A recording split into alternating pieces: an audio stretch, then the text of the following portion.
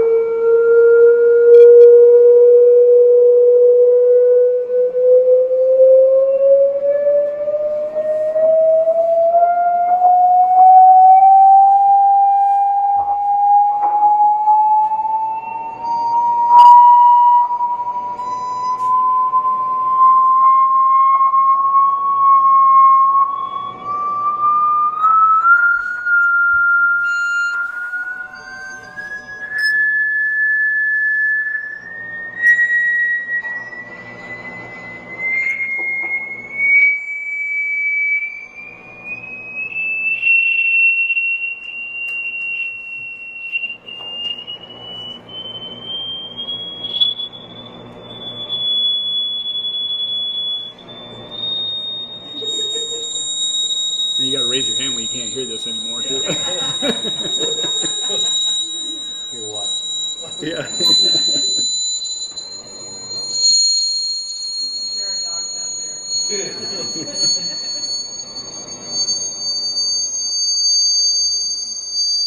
Notice some of them look like plant cells, the back of a turtle, all kinds of things.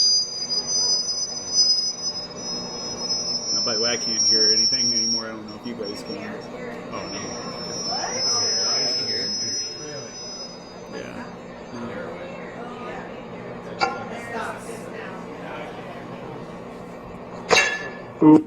So, there are just all kinds of neat things about this. One of the things that I find fascinating is some of the people who did research on this in the 70s. Some, it does change slightly on, the shape of the plate that you stick it on. But, you can do a round or whatever. Some of them appear like some Hebrew letters, like the sheen. And it's kind of like a W type thing. And it's just kind of fascinating to me. Totally. What sound does. There's a power in it that we don't really understand completely.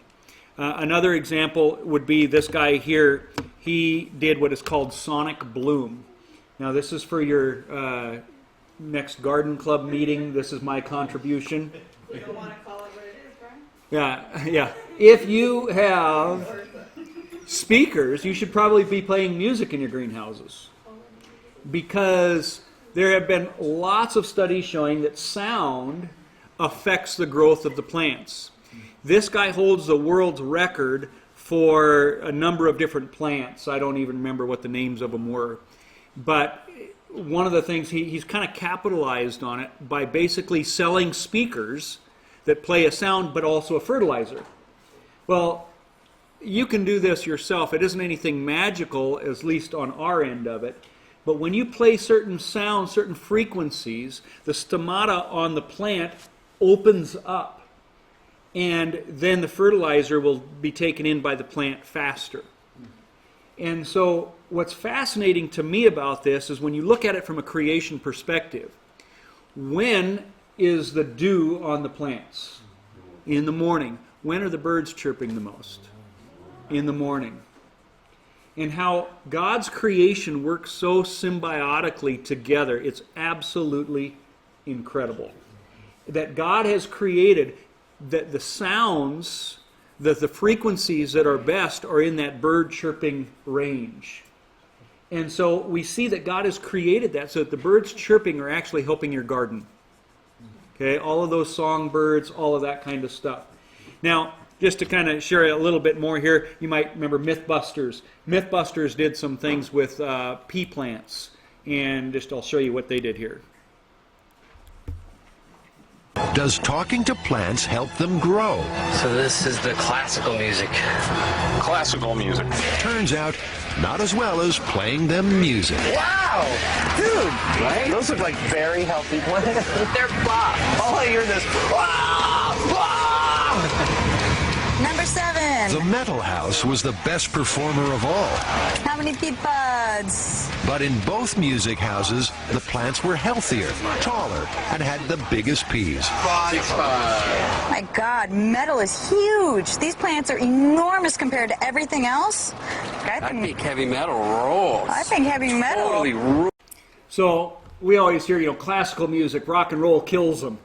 Mythbusters showed it actually did much better than all the rest. Makes sense. Now, I don't believe it's because of the words that are being used, but the frequencies that are in the music. Okay? So, but anyway, there's so much stuff out there that just blows me away with sound. Things like parenting, that if you listen to music, breast milk production is increased. Cow milk, I think this is kind of a gimmick, but it's interesting. There's quite a hustle and bustle at the Thomashof in Borscheid. The dairy cows peer around inquiringly and seem to be thinking, what's that lady in the evening dress and what's that gentleman with the cello doing in our stable?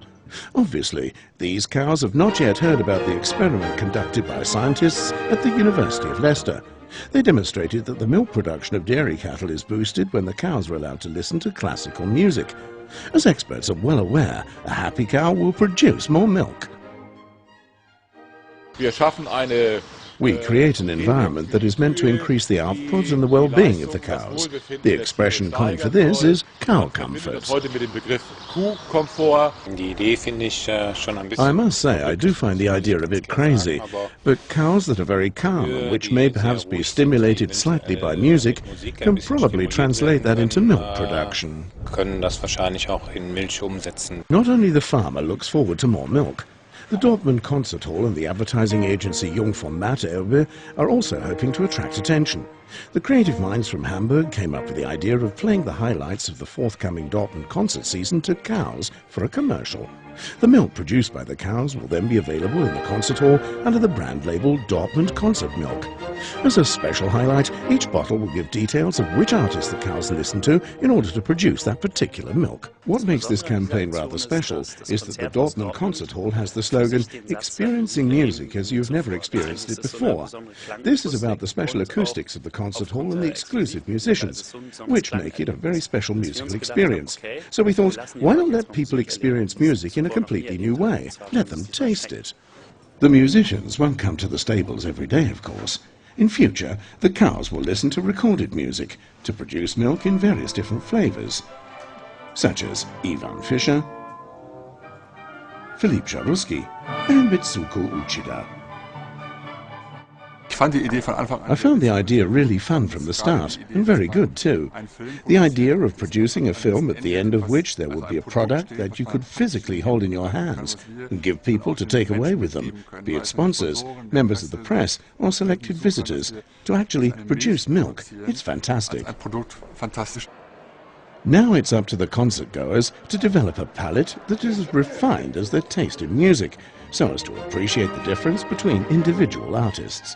But if they don't manage to do that, at least they can comfort themselves with the knowledge that the happy cows have enjoyed. You get the point. You're going to buy milk based on the, taste different things. I don't know if that's going to be true or not, but it's interesting. Okay, you're calling bull.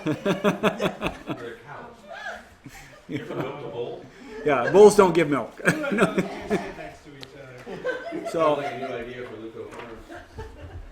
So anyway, the point that I want to make is the power of sound.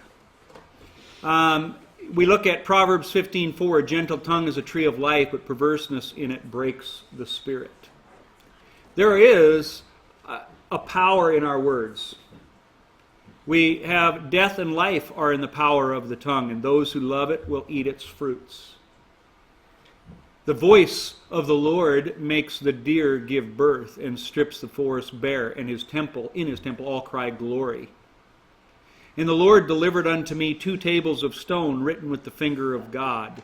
But if it's by the finger of God that I cast out demons, then the kingdom of God has come upon you.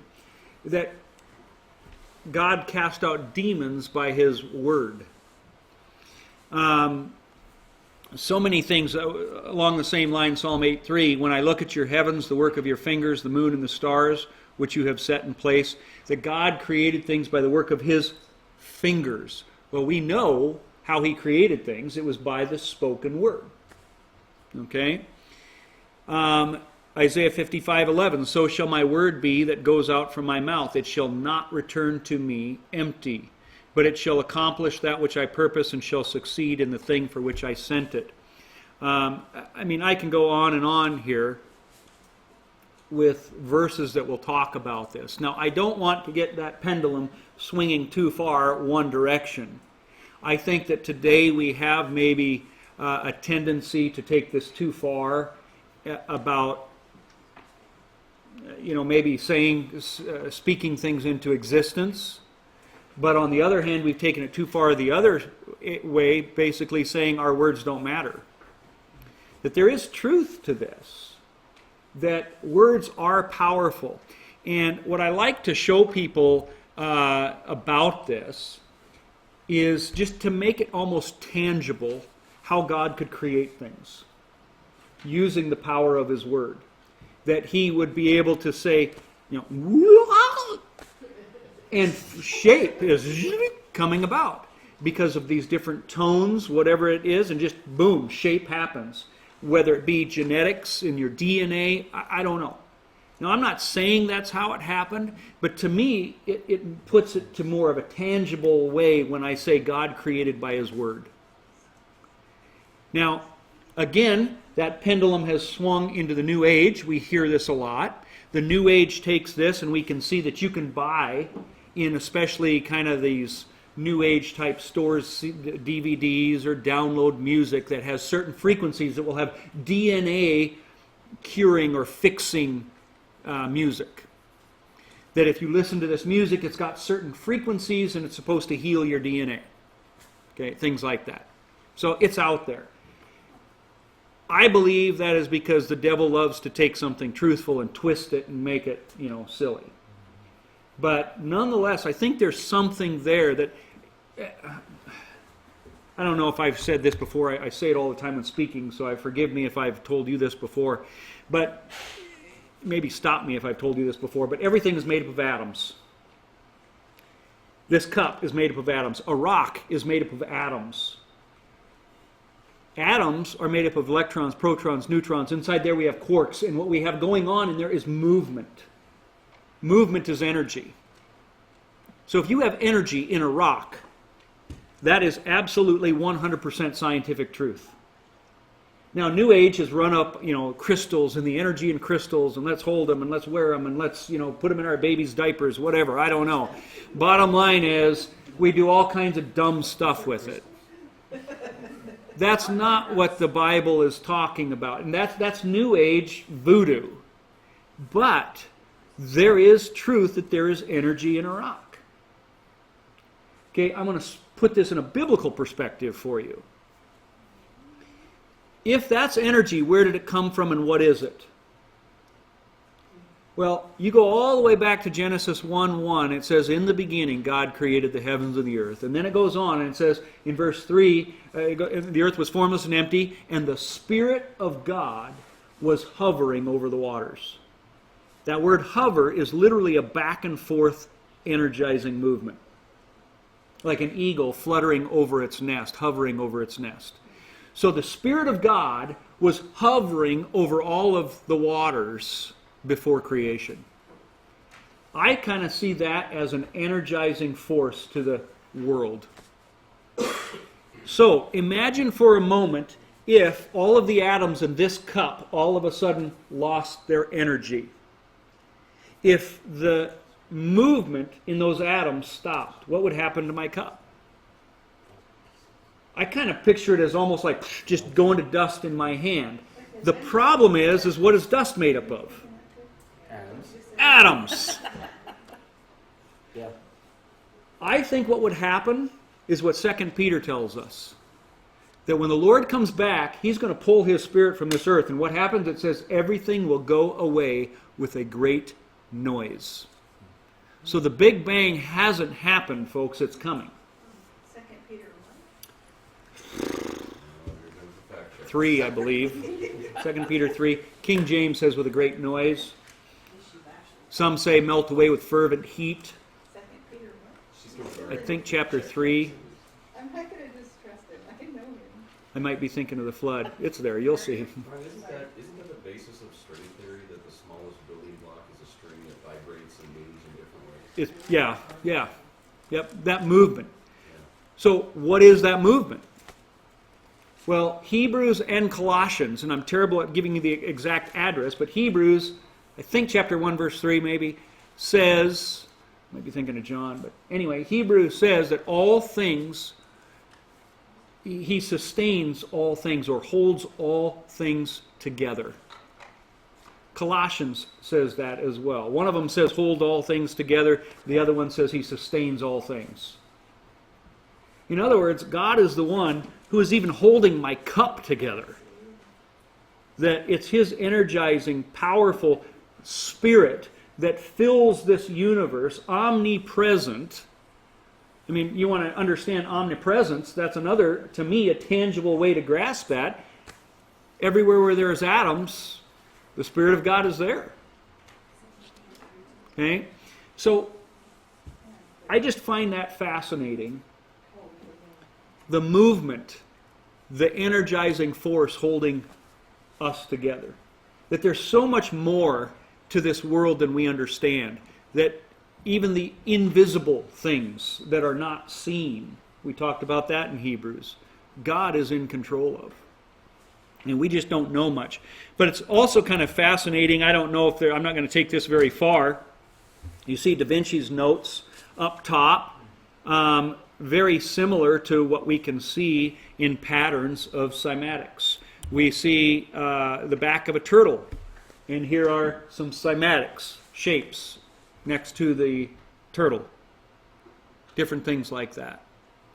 So, what all that means for sure, I don't know. What's that? I think, God is cool, but I think even more so there's something in the spoken word of God that arranges that somehow. Now, I say all of that to say this, to start, believe it or not. The Hebrew alphabet, what we have today, doesn't look the same as what it used to. Did you have an extra one, actually, Tara? I will take one because I don't know what's on your sheet so that I can refer to that. Yeah. So you can see that today, the very first one, under what looks like book, that's what it looks like today. So the Aleph looks kind of like a little X. But when King David was around, up to the time of Babylon, really, they used what we call today Paleo-Hebrew. Same alphabet, they just wrote the letters differently. And you can kind of see in Paleo-Hebrew, It's more of kind of what Rashi, under what would be said Rashi there. I don't like the pictures here as much, but you have up here on my slide, it's the one on the right. It was pictured as an ox head. And so at the time of David, they all knew that the letter Aleph was an ox. The one on the far right or the one in the middle? The picture on the far right, so just to the left of the word ox. There's kind of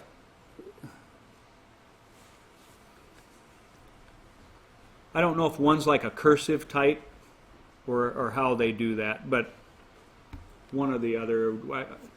I'm not 100% sure on that, Jordan, now that I look at it, because I don't know my Paleo letters. I know the modern Hebrew, but it's one of those two.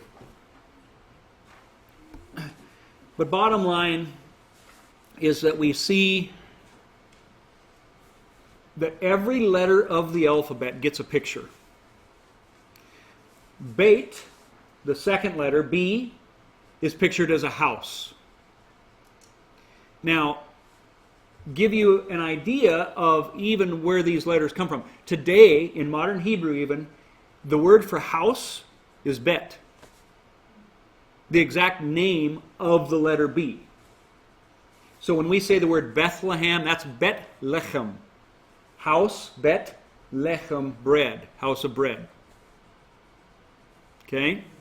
So, Aleph is like first.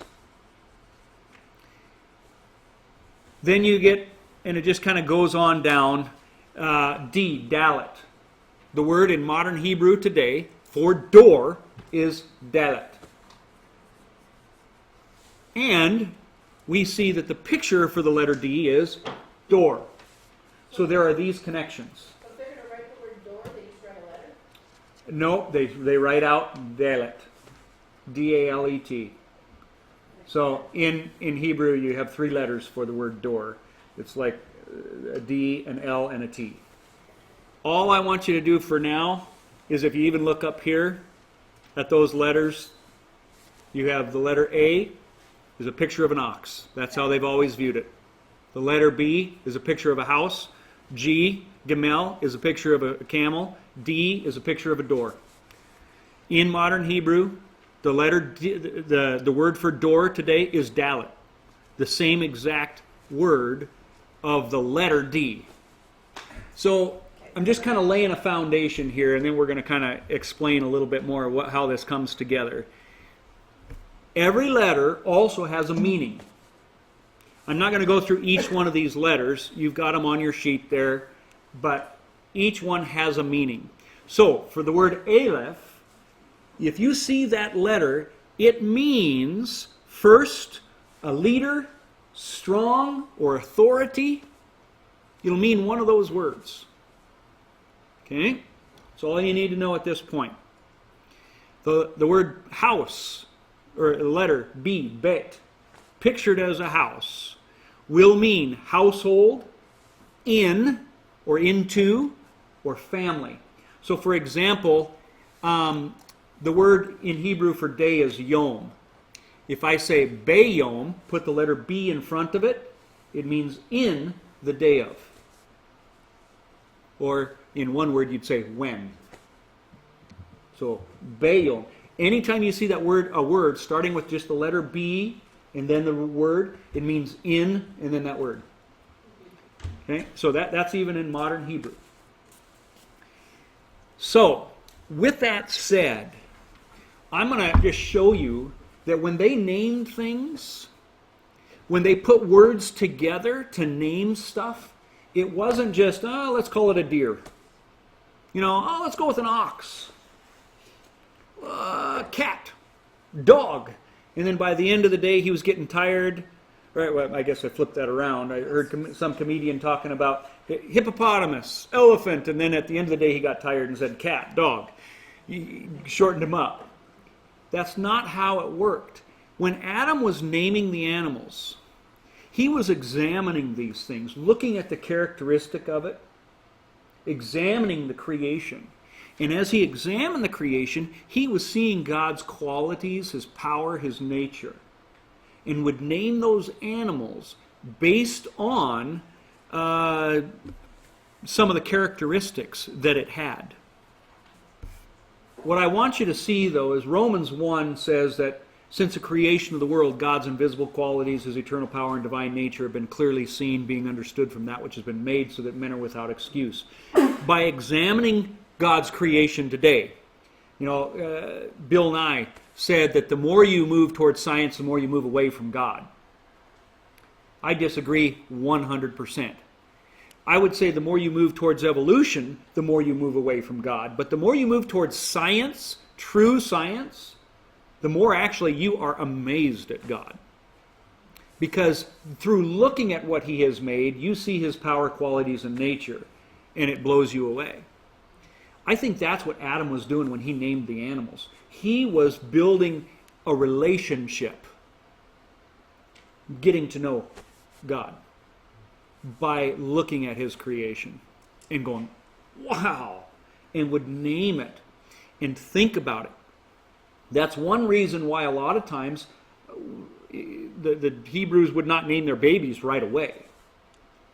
They kind of would wait. Sometimes they would name them after, parents or whatever, but bottom line is they would look at characteristics. I'm not going to go through it tonight because I don't have time, but one of my old newsletters I talked about in Genesis 5 and also in Revelation. Is it chapter 5? In Revelation chapter 5 and in Genesis, we see the names of the 12 tribes of Israel. And they give the gospel. If you take the names of the 12 tribes of Israel as those children were born, it gives you the gospel message. Okay, maybe I'll show it to you next week or something. In Revelation, you have the same 12 names, but they're in a different order. The difference is this. In Genesis, you see the gospel going to come, and in Revelation, the gospel has come. One is the promise of the one that's to come. May he add another. And the other is the fulfillment of it. So it's kind of amazing. Names in Scripture meant something. Mephibosheth. Thank you. Methuselah. Methuselah's name means when he dies it shall come. Something along those lines. You look, he died the very year of Noah's flood. So one of the two things happened. Either he was an ungodly man and he died in the flood, or, as his name seems to indicate, his name was a marker that that's how long you have, and then as soon as he died, the flood came. Don't know. But I find that kind of thing fascinating. Even the word alphabet. A and B. What's that? Just the A, alph, and Yep, B. exactly. The A and the B. Aleph, bet.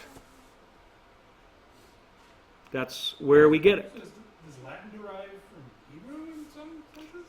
I think it all comes back to that. Again, I believe Hebrew is the very first language, and so it all kind of stems from that. How does...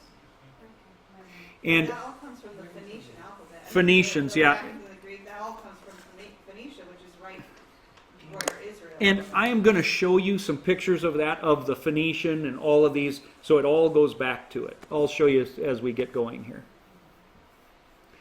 Huh? Okay. Point being, names have meaning. Letters have meaning.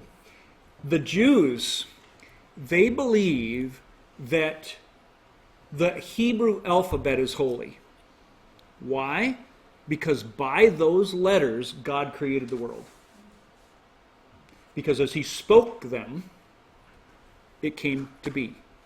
And so they see their alphabet as something holy. We see our alphabet as a bunch of letters and who cares?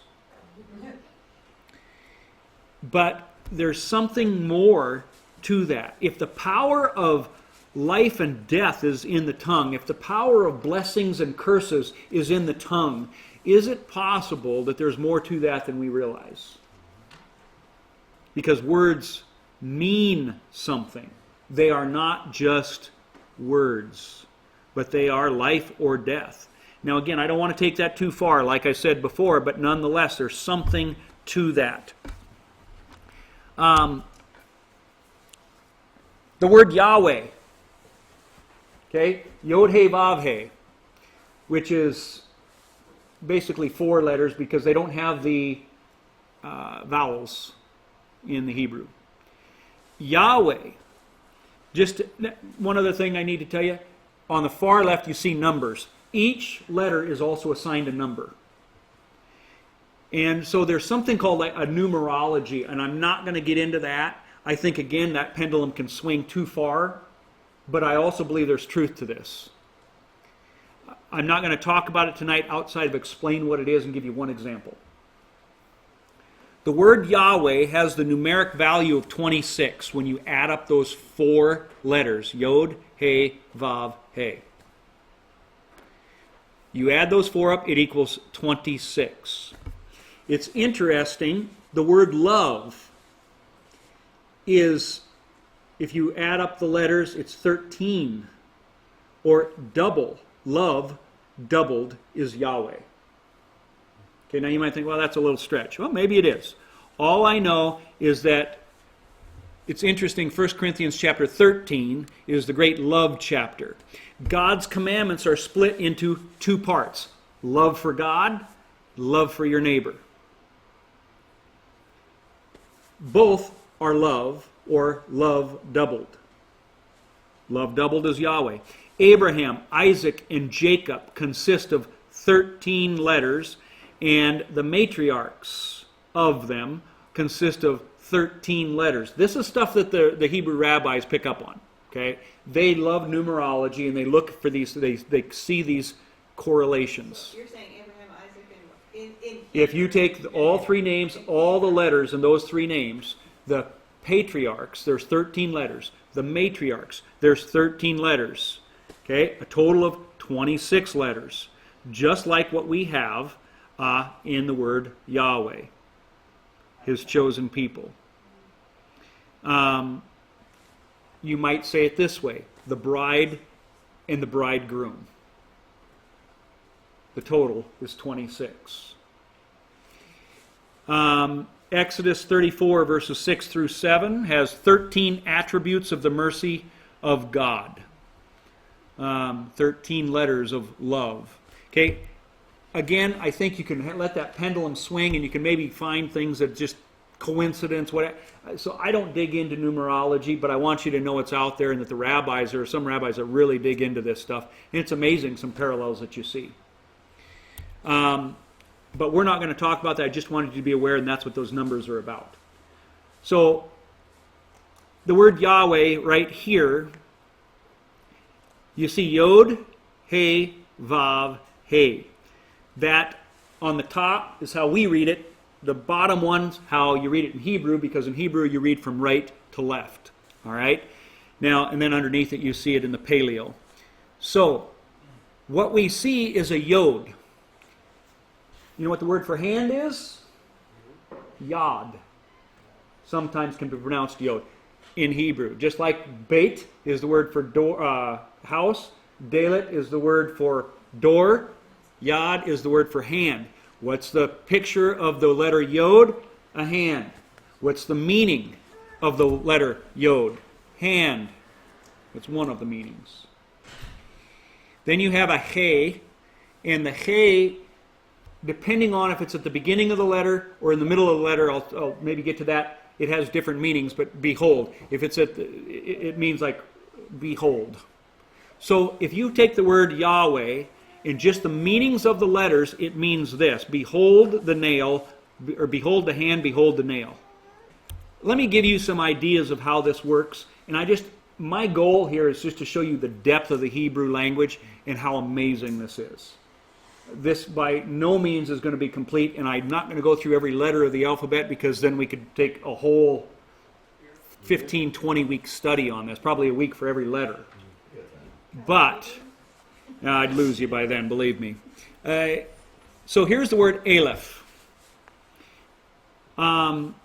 It's pictured as an ox, and it means strength, authority, or first, which is what I kind of showed you before. So on your handout, you could maybe see that. Now, what you have here is, it's a derivative of the word aloof, Aleph, aloof. And I have it kind of spelled out there for you in Hebrew. Keep in mind, this will always go from right to left when I show you the Hebrew words. Here's how it's used in like Psalm 144, verse 14, that our oxen, aloof, may be well laden. Exodus 15, then the chiefs, the aloof of Edom, will be dismayed. Zechariah 12:5, the governors, aloof, or literally it's Aleph. It all depends on, since remember there are no vowels in there, it just depends on pronunciation marks, which were added later, so we really don't even know. That's why you don't know how the name Yahweh is really even supposed to be said. There's a guy on TikTok who thinks he knows. Yeah, there's a lot of people who think they know, yeah. What's that? He just breathes. Breathes, yeah. And there's good reasons for that because of the Aleph. It's a breath that goes out, which is interesting because God, I mean, like I said, we could go into weeks of this when God breathed his very essence of who he is into Adam. Just, I mean, there's so much depth to this. But anyway, ox, strength, first. Okay, so now that you see that letter, now we know the word beit is a picture of a house. Let me give you the word for father, ab. Okay, the word ab, father, in Hebrew is Aleph, beit. Aleph means strong, first, ox, authority, right? It's a picture of the ox. House, household. So what does that word father mean? The strength or first or authority of the house. Okay? So the word father, even the letters tell you the definition of what father is. The authority of the house. I'm not going to give you all the details here, but here's the word God, El. E-L, one of the names of God. Okay, well, what do we have? First or strong authority. And the El is the lamed, and you see that as a staff, okay, which is shown as the authority, the tongue. So we have literally, if you'd kind of do it, first or strong authority. Now, each one of these letters have 3-4 different meanings. They're all kind of related, but you can kind of punch it in and you can almost define the word by looking at the letters. So God is the first or strong authority. Fire, Esh, in Hebrew. Aleph, Shin. Shin is a picture of teeth. You'll see that on your pages. It means to consume or destroy. So in other words, fire is a strong destroyer. And I mean, I could give you literally hundreds and hundreds of words where you can define the word by looking at the letters.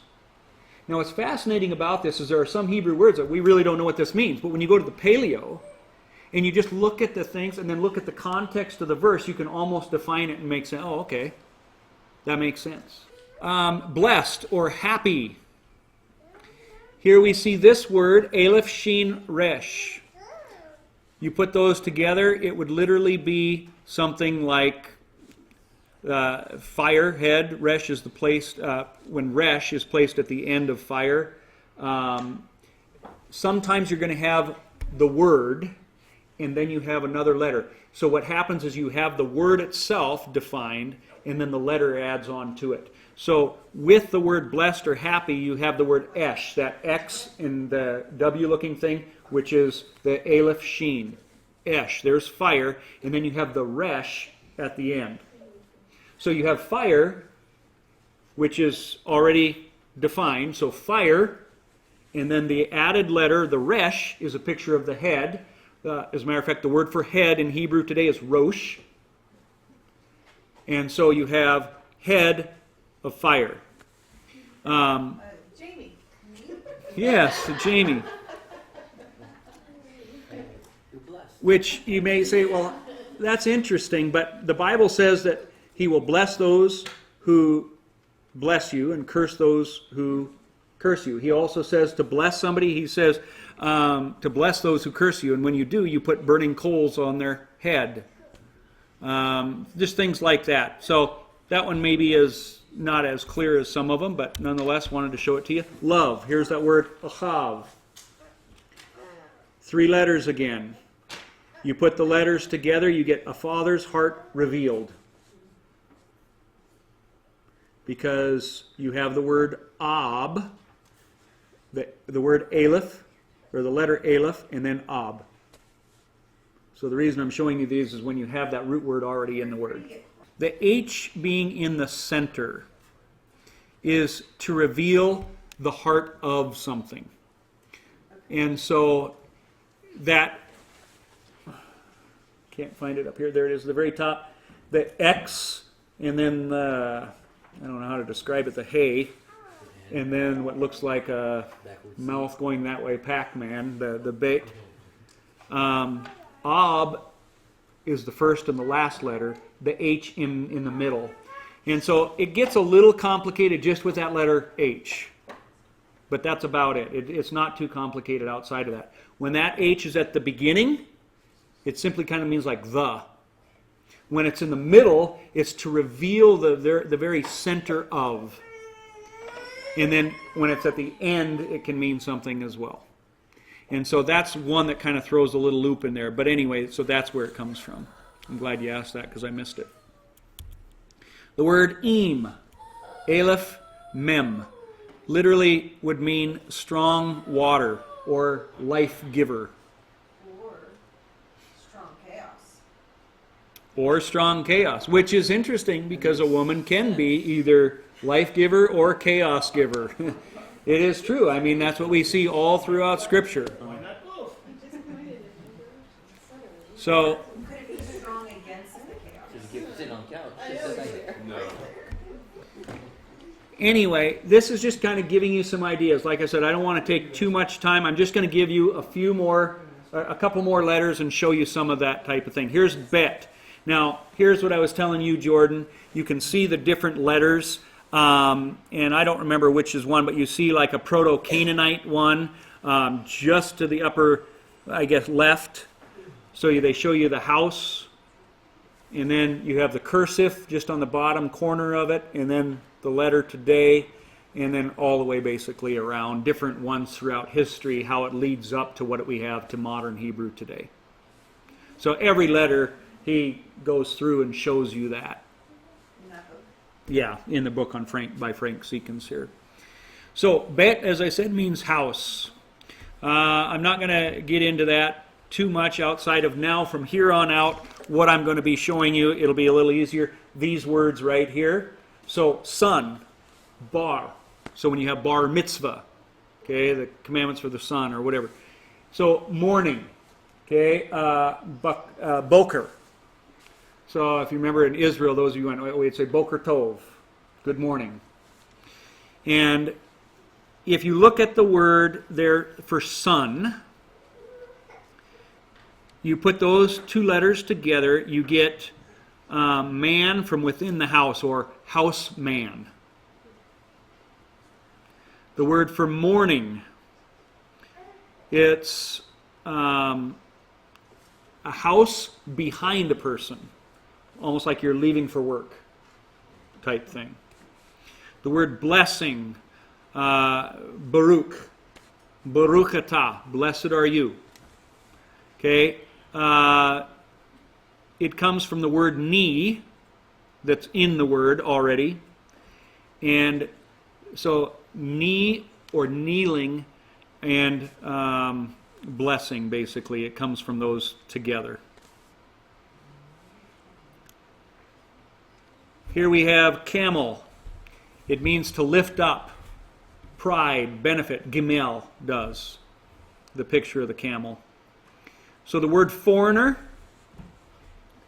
you have the two pictures, is camel man. That's what it comes out. Proud is to lift up, strong, reveal. So basically to lift up or reveal the strength.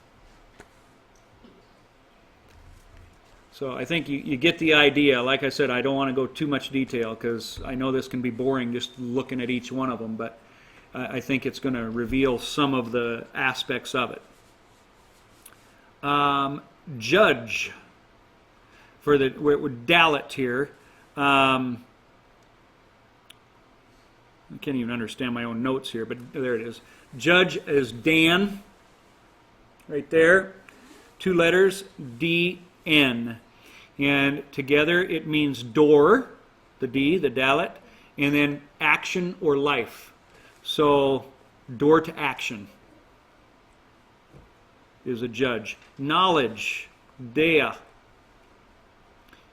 Door, eye, to reveal. So, door of the eye. Knowledge is door of the eye. Religion, dot. Dalet, tav, is basically door and sign of or cross. So, door of the sign or door of the cross is religion. The word weep, Dama, which is the Dalet, door, mem, water, ayin is a picture of the eye, so water out of the door of the eye. That's the word weep. So tears, in essence. And just in case you're interested, here's that hey that I was telling you about before. Hey before means the. Hey at the end is what comes from, and hey in the middle is to reveal the heart of, or the very core of. So, Is that the only letter? It's the only one that is like that. Yep. Based on its position. Yep. So, that's why I say it's not too complicated. When I'm kind of starting and explaining it, it sounds, oh, this is going to be... It isn't. It's just like pretty simple. And by looking at this sheet, you go and look at some of those words and you can almost define the words. Not in all cases, but in many, many of them. It's just fascinating to me. And so, even like Egyptian hieroglyphs, it's kind of the same thing. They have pictures that have meanings. That's, basically because it probably came from the Hebrew idea as well. So the pictures mean something. To give you an idea of how some of this would work, tent or tabernacle, it's ohel or ochel, and it's aleph, head, hey in the middle to reveal the heart, and lamed, which is shepherd or authority. So the heart of the authority revealed is the word for tabernacle. Go into the tabernacle of God, the heart of the authority, God, is revealed. Shout or joy. You see it up there, Rena. Resh is head. Nun is action or life. Hey, at the end, what comes from. So, what comes out of a person of life is joy. I don't know if that one's in there or not. I'm not sure. I'd have to look at it to see. But that's something that you can look at with this sheet. So these are just some more. The vav is pictures as a nail or a hook, something that secures. So the word rest that you can see there. Nava. Nun is like life. Vav is secure. Hey at the end, that which comes from. So that which comes from a life that is secure is the word for rest. Lust or desire, just without going through it all, that which comes from a strong nail or hook. When you are hooked by something, that is the word for lust or desire. Yeah, exactly. Yep. Hope, Those letters, that which comes from, because it's kiva, that at the end, that which comes from being secure after the nail. Sorry, is that we're talking about hookers? Can you in Bible study? The hope, kiva. Those three letters are that which comes from, that H at the end, being secure after the nail, basically. Kind of the nail in parentheses. Back to rest. That's funny because after Jesus. It is very similar to rest. If you see the letters up there, it's very similar. Kiva, Nava. So that which comes after is just that H at the end. Secure is the Vav. And the only difference is that you had the noon in rest, which is life. So that which comes from a life that is secure. In the word hope, you don't have that noon, so it's that which comes from being secure.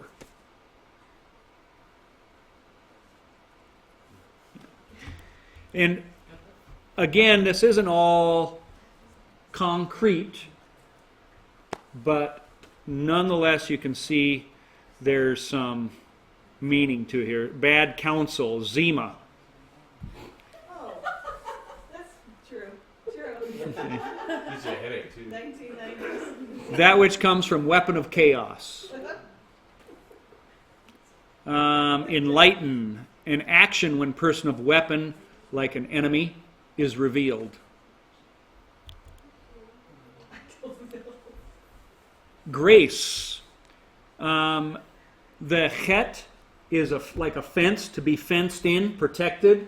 And so the word grace is just those two words, chen, and it is like a fenced-in life or protected life.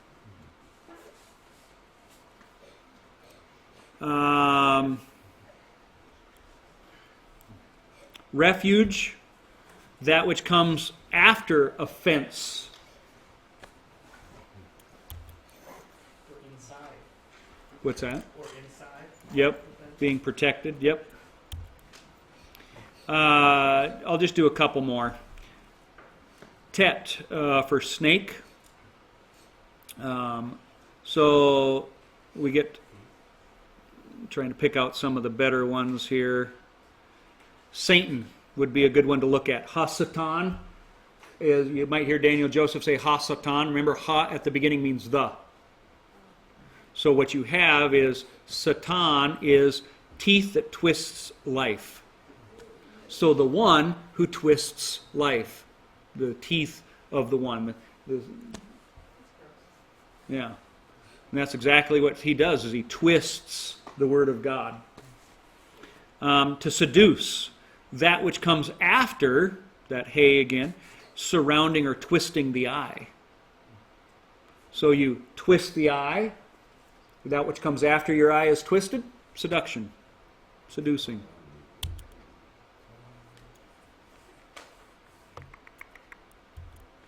Let's see, the word yes, ken. It's like a hand open to life. Open life. And so basically all I do is go through the letters. I think that's enough for you to get the idea that there's meaning to this. And I just found it fascinating, and I thought I'm going to take a day to show you this, because when I see that the Jews, and they look at the Hebrew language and they say it's by these that God created things, it puts a little more depth to those letters and to the meaning. And when they named their kids and when they thought about it, that there was power in those words. And so when we see today, in some way, my heart just kind of drops a little when I see kids being named really stupid names, that even have bad meanings because parents think they're being funny, Ladasha is fine. At least there's no cuss word in it. Yeah, but you get what I'm saying. I mean, I'm sure you've all heard names like that. It's sad because we should be giving names that give life. Because if every time we say that word, there is something about it, I don't understand the details. I'm not even going to make a doctrine out of this by any means. I'm just saying I find it fascinating. Do you know, our kids, I can see how every single one of them have lived up to their name. Not just their first name, but their middle name as Yeah, well. and I'm not saying, I can't say, I just find it fascinating that they have all lived up to the meaning of their names. That when you speak that life into them, that there's something to it. And so I just, for whatever it's worth, I think it's worth thinking about. I like the word redeem.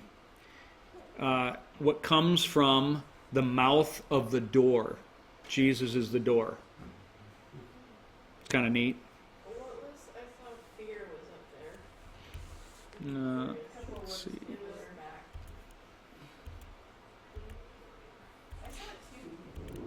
Right there. Yareh. Very, by the way, interesting. It's very close to beautiful, Yaref.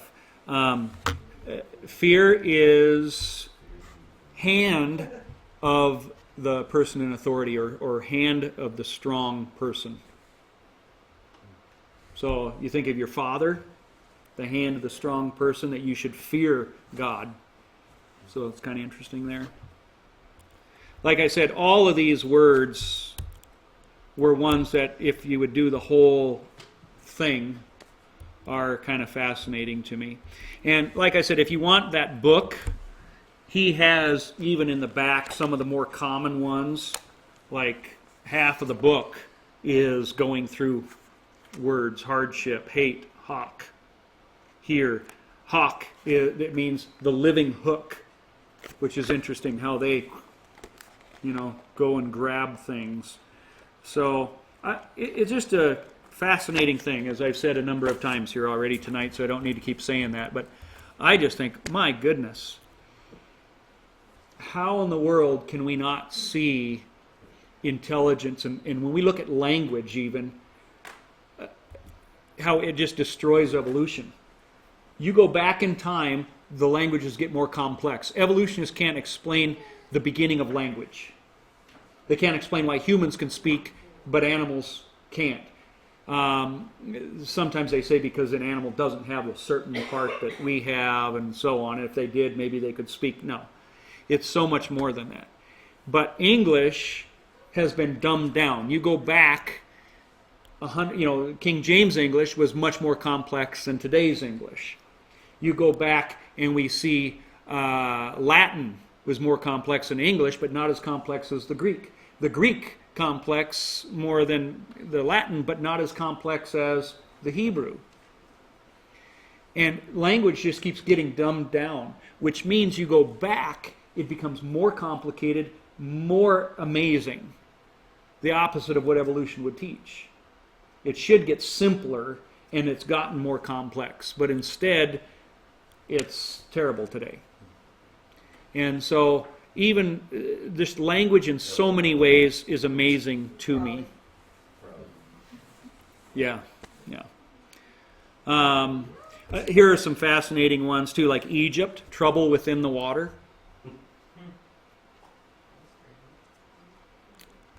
Here's elephant, mouth that is hand. That's peel is the word in Hebrew for it. So those letters together, mouth that is in hand. It describes it very well. It's a nose that's his hand. Yeah. Dog, all heart. Isn't that interesting? Wow. Caleb. Is for cat. Yeah, cat. Hatul, to wrap around. Cover and wrap around.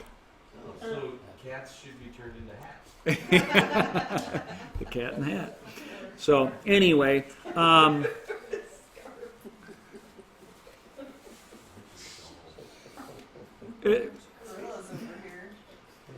what else? Another part that's interesting about the word cat.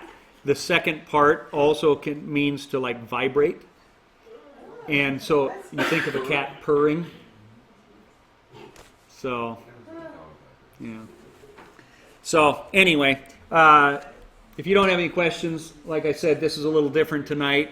Maybe not so gospel-centered, but at the same time, just to give God glory and praise for just the language that I believe created the world is Hebrew. Now, you're going to hear in the secular world that it was, Hebrew came later and whatnot. I don't think so. As a matter of fact, did any of you see the, the evidence? Crossing to the Red Sea, DVD. I'd have his book.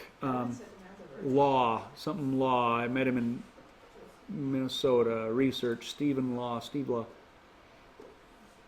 Patterns of evidence. Okay. Patterns of evidence. The Exodus. Anybody see that? Okay, you need to see that. Look, they've also got patterns of evidence, one for, I think, Moses. They've also got one that's going to show you that Hebrew was the first language, and I think it's by irrefutable. Who is it by? Who does it? If you just do patterns of evidence, you're going to find it. Stephen Law, I think, is one. It's directed by Tim Mahoney is, yeah. Produced by Kevin. Patterns of evidence is going to show you kind of exactly what I talk about with my Pharaoh's stuff. It lines up. It might sound a little different because they're going to use some different names, but Pharaohs had different names. Some pharaohs had 5, 6 different names. It was kind of like having nicknames. They would have like a birth name, and then they would have a king name, and all these different times of life. Like the Popes. Kind of, yeah. So you're going to see different names than what I do in my presentation, but it lines up, showing you that the Egyptian history starts around 2100 BC, not 3100 BC, and everything just falls into place. But I really recommend their stuff. Patterns of evidence, anything that they do, you will find very enjoyable and educational. But he will show you that the Hebrew language is the first language. And I believe that to be true, have for many years. So, all right, we'll close in prayer. Heavenly Father, I just thank you so much for the depth of your word and just the depth of literally the word that you created, I believe. Father, let us leave tonight, not just letting this be knowledge, but letting it reflect who you are. The depth of your love for us, the fact that you created this world for us, that you gave Adam the ability, but also the command to name those things, because you wanted us to search you out. You wanted us to see your power, your qualities and nature in that which you have made. And so as we leave tonight and we see this creation, may we just stand in awe and wonder of your power. May we also stand in awe and wonder of your mercy and your grace to us, that we have so often put you aside, been independent of you and your presence in us each and every day. And I just pray that you help us, Lord, not to ever walk with an independent step, but that we would depend on you in everything that we do, knowing that you are with us in very real ways, not just some religious term, but you are with us. And so continue to increase in us our faith, and we just thank you for this time and the opportunity to gather. May you protect that for us. In the name of Yeshua, amen.